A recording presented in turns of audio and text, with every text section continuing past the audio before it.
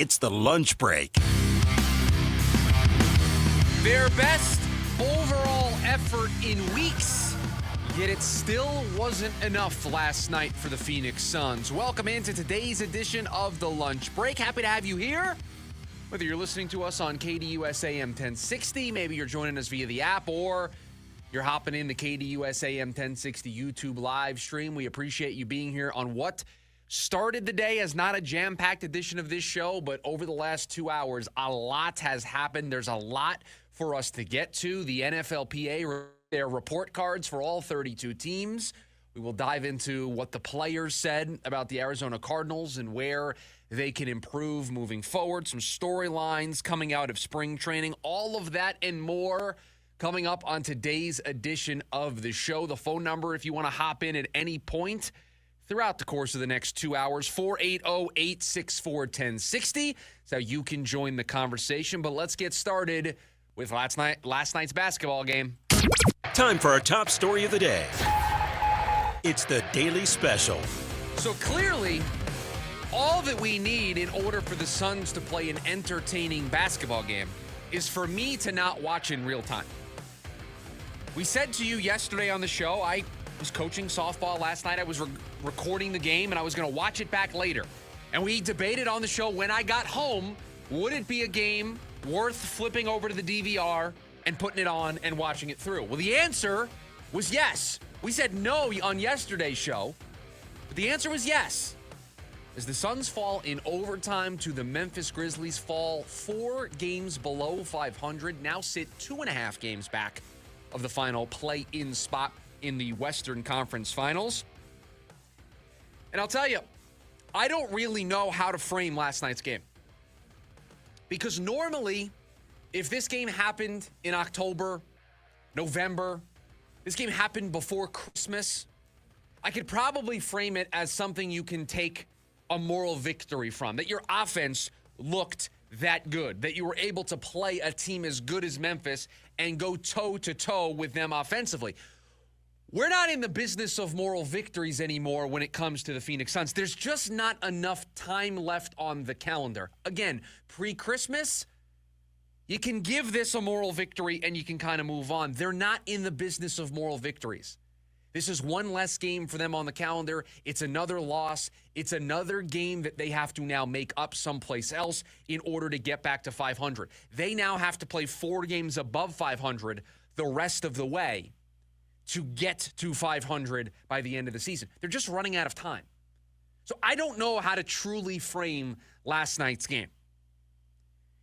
You could frame it just looking at the last 16 seconds as everything that has been wrong with Phoenix Suns basketball this year, of just how things don't go their way. Bol steps to the free throw line with 16 seconds in last night's game. The team is up 135 to 132. They have a 3-point lead on the road against one of the best teams in the Western Conference. Bol, one of the 5 Phoenix Suns that scored 20-plus points last night, steps to the free throw line. 2 free throws. You take a 5-point lead, 2 possessions with 16 seconds. You feel like you've got this game in your back pocket. You did what we asked you to do yesterday. You pulled the magic trick off. You pulled the rabbit out of the hat. You had the surprise. You did it. That's how close they were to finishing it off. But instead of hitting both of those free throws and giving yourself a 2-possession lead with 16 seconds to go, he makes just one of those free throws. So it's still a 2-possession game, but 2 possessions and you lose.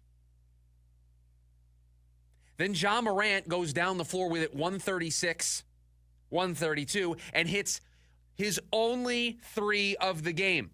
He shot 1 for 12 from behind the 3-point line last night. The one he made, that one, to make it 136 to 135. Again, the break's not going the Suns' way.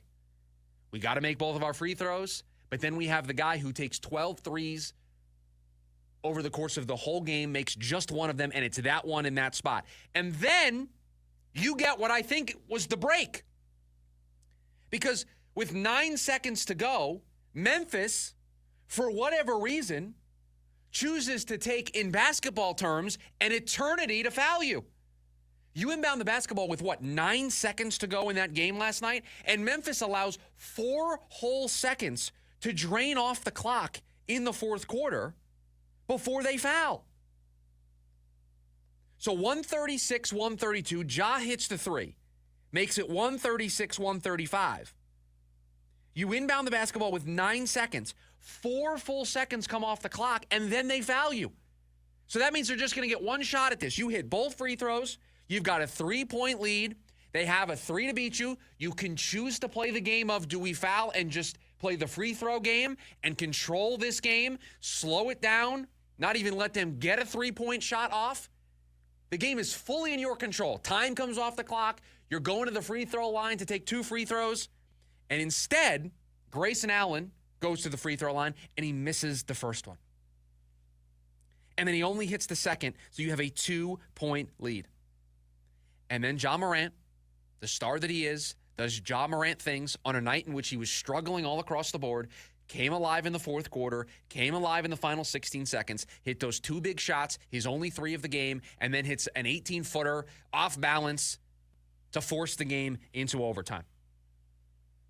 That's a tough pill to swallow if you're the Phoenix Suns last night. You did everything that you would expect this team to do if they were going to win.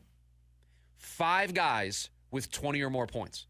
I was listening to continue the story from yesterday. I got done with softball practice right during the final 15, 20 seconds of overtime, so I listened to the end of the game on radio and then went back and caught up when I got home. They were talking on the broadcast that this is the first time in 35 years that the Suns have had 5 guys score 20 or more points. The last time that happened 35 years ago, they scored 173 points in a 30-point victory. You had 5 guys with 20-plus points. You shot 54% from the field. You shot 57% from behind the three-point line. You out-rebounded Memphis 46-38.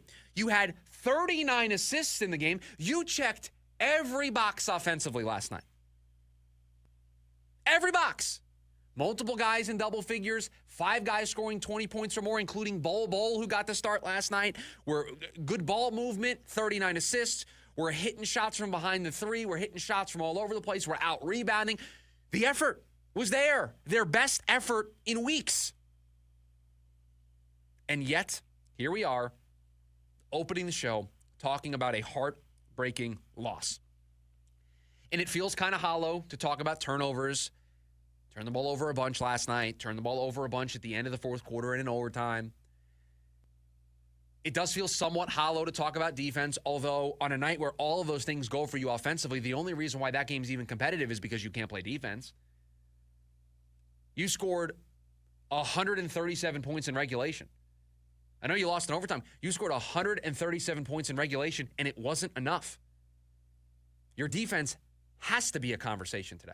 It has to be a talking point today. We wondered aloud if Coach Bud was just giving up on the idea of defense. Ryan Dunn played 6 minutes last night. You got the indication of how he feels defensively. We're just going to have to outscore everybody. Then you put together that kind of effort. 5 guys with 20-plus points, 54% from the field, 57% from 3, out-rebounding, assists, ball movement. Basically, the best offensive performance you can have. And it still wasn't enough.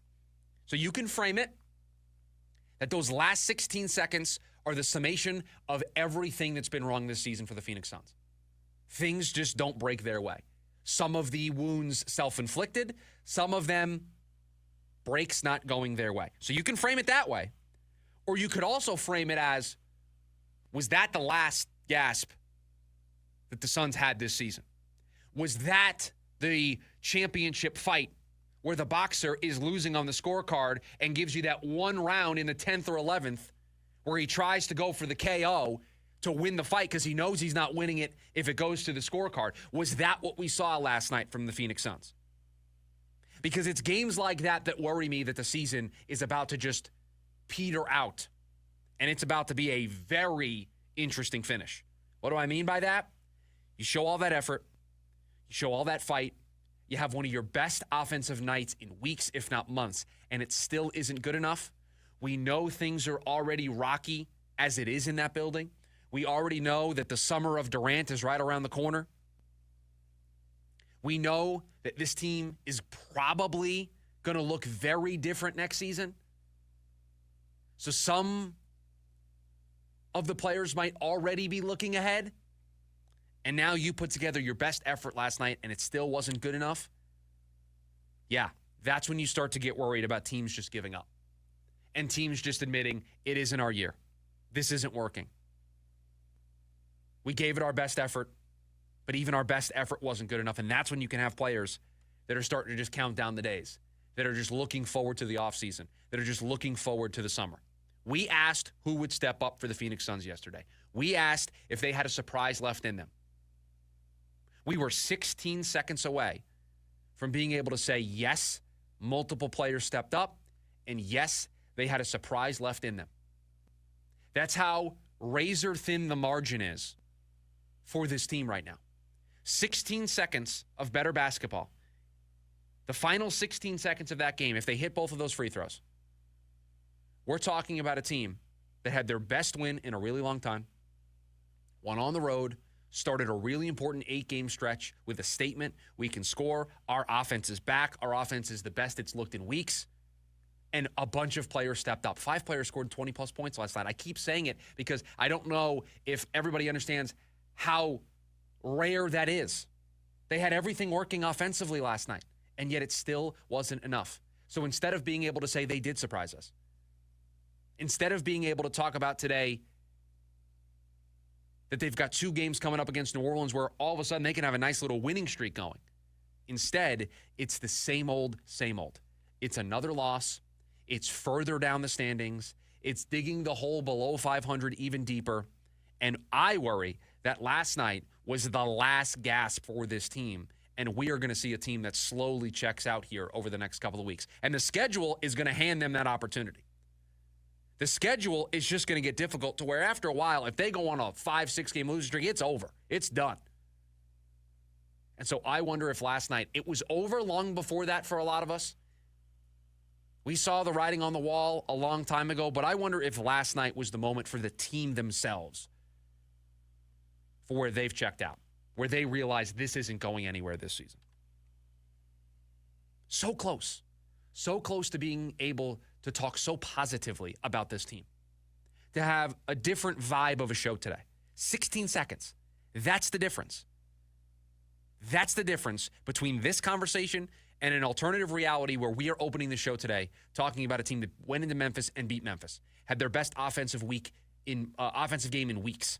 5 guys scored in double figures. Bradley Beal looks awesome. Kevin Durant was great. Devin Booker was good until he fouled out. Bol started and dropped 20 points. Grayson Allen was great off the bench. We don't get to have any of those conversations because of those final 16 seconds and because of overtime and because they let this one slip away, which is basically what this entire season has been for the Phoenix Suns.